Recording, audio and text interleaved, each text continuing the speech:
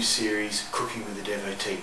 Now we'll be cooking a whole stack of recipes over this series involving tea, and today we're going to start with a couple of staples, things I have in the cupboard at all times. I'm just going to add some star anise to this pot of boiling water while we talk. Now there's a couple of things that I just wouldn't be without, and one of them is my chai syrup. Make it up every so often and keep it in the fridge, and it's very handy for a variety of things. It's great for flavouring a custard or a tart, and it's great over ice cream. So let's have a look at how that's made. Now what we have here is our pot of boiling water, and I've just put a couple of bits of star anise in because it needs just a little bit more of that licorice flavour, I think, to really make it exciting. Got my chai. I'm going to put a couple of spoonfuls, maybe a bit more. Got about 200 mils of water in there, 250. So we're making a pretty strong cup of tea, if that's what it was. So we'll just give that a little stir. Make sure that's fully up. And I'm just going to leave that go for a couple of minutes, and we'll talk about something else. Right, one of my other staples is my tea salt. Now last night we had a roast pork, and it was quite spectacular, and one of the reasons it was spectacular was the crackling, and the reason that the crackling was so good was that I rubbed salt into it. But not just any salt, I rubbed my green tea salt in. This is a wonderful recipe that I've been using for years. Invented it as a way of using a green tea I didn't particularly like, but now I tend to do it with ones I do like. So it's a really simple concept. We basically get some rock salt and a green or a white tea. This is lovely Pai Tang. So put them in there and get a dry spoon, mix it together, and that's actually 2 of the 3 ingredients. And the third ingredient is quite interesting. So just pour that there, because the third ingredient has been added to this one, and that ingredient is thyme. It takes about 6 months, so not thyme the herb, thyme the 4th dimension. Once it's been sitting together for about 6 months, the tea breaks down and you end up with something that looks like this. So the tea has powdered up and sort of blended with the salt a little bit, so the salt is sort of tea coloured and the tea is all powdery. So the difference between that and that is basically about 6 months.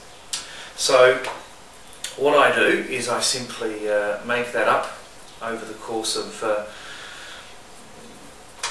a summer for winter and winter for summer. I tend to go through 2 batches a year because it does take a fair bit of planning. If you want something 6 months ahead, I think you'll agree. And yesterday I actually ran out, which is quite tragic. So I've got a little jar here, and this is actually one of those salt things that you buy from the supermarket that's got the rock salt in it, and you grind it up. So used it up years ago, and basically all I do, I'll just put that much back in there because that needs 6 months. Most of it does. All I do, so get the salt and pour it very carefully, possibly not carefully enough.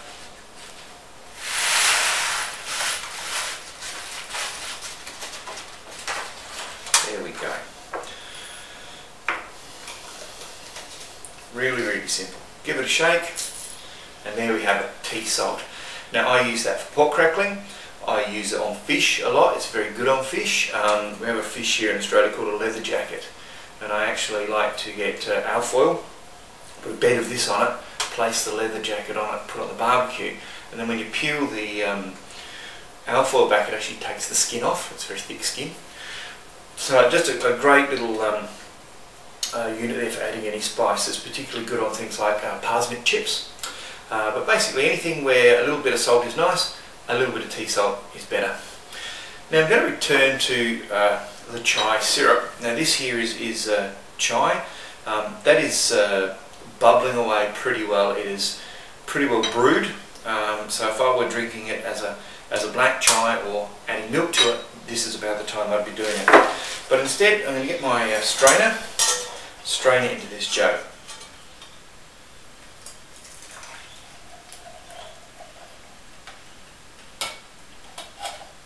It's reasonably important to get every tea leaf out.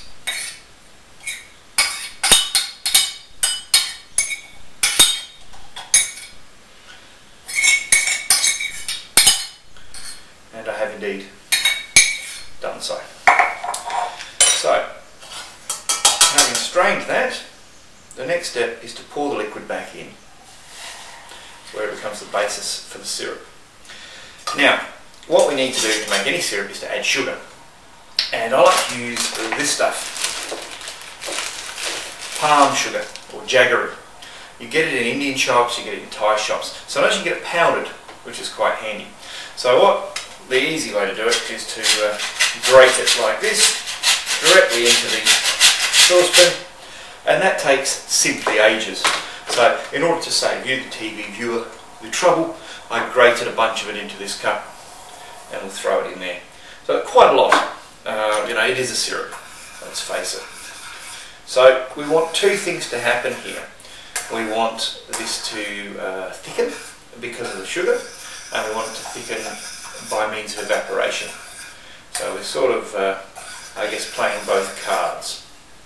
So what's going to happen now is that is going to cook away for about 7 or 8 minutes, and it will reduce down.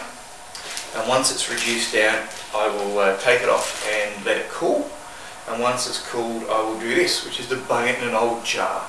And I've nearly always got an old jar with this stuff in it in my fridge. So if you ever look in my fridge and go, what's that old jar with something black in it? It's probably this, though I do also make a dark marmalade. So, in order to save time, we'll use the one I prepared earlier. Now, a really great way to use this, really simple. I've just got a bowl here with some vanilla ice cream. Nothing more complicated than that. And what I'm going to do is I'm going to take a couple of spoonfuls. It's a syrup, it's not a real thick, it's not like a topping thickness, but it is really nice. I've put 2.5 there. That's nice. And to finish that off, to give it a bit of a crunch and to add a bit of texture, you could use nuts, but I'm going to use something a little bit different. In with the Indian theme and in with the licorice flavour to it generally, these are sugar-coated fennel seeds. You can get them from Indian stores. And I'm just going to sprinkle a few of them on there. And there we go. So we're going to take a moment to have a little look at that. So there we go. With my salt needing 6 months and with my syrup needing 10 minutes, I think I'll say goodbye to you now and enjoy this little treat. See you next time.